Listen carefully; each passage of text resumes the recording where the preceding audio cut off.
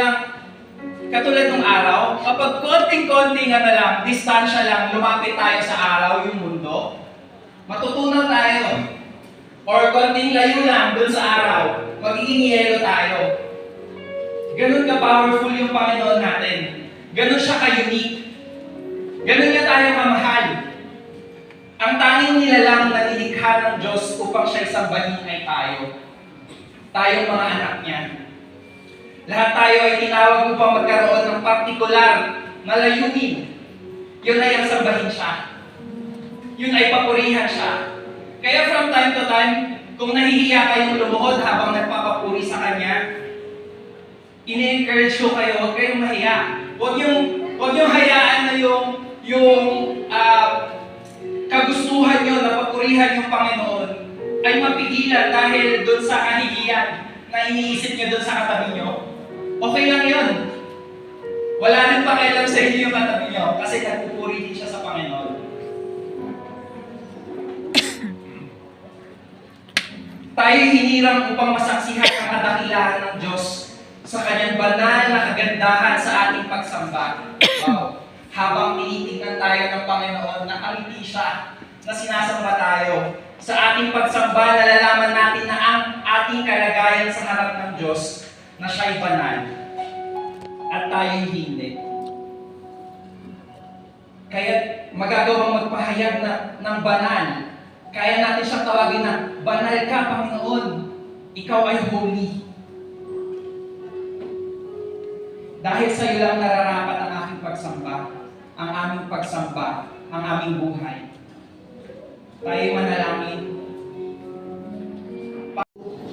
Medicine or nurse ka, doctor, any medical part kayo nag-o-order sa hospital, pwede kayo mag-join ng medic team natin, no? And also, kids church, ayan, very important, no, sa mga anak natin, mga bata, no, na sila rin mismo nakakarinig ng salita ng Diyos. You can join our kids church. And then, comms and creatives, no, mahilig kayo mag-picture, mag-docu, kahit cellphone lang ang gamit, no, Araw na to, nagbibigay mo sa amin. Salamat dahil kami ay ligtas na nakarating dito. Salamat sapagkat ikaw ang Diyos na nakula. Panginoon, tinataas namin sa inyo yung mga nasalanta ng bagyong Egan. At ngayon naman po, Panginoon, yung Typhoon Falcon. I pray, God, that you will continue to display your faithfulness sa mga buhay nila. Na ikaw, Panginoon, yung magtataas, Panginoon, sa kabila ng lahat ng nangyayari, Panginoon. Na ikaw yung makikita, na ikaw yung provider, ikaw, Panginoon, yung mag-comfort sa kanila. I pray, God, for those people who have lost their loved ones, Panginoon. At dalangin ko, Panginoon, na ikaw yung mag-turn ng mourning into joy, Panginoon. Na makita nila, Panginoon, kung ano yung purpose mo, kung ano yung layunin mo sa kanilang mga buhay.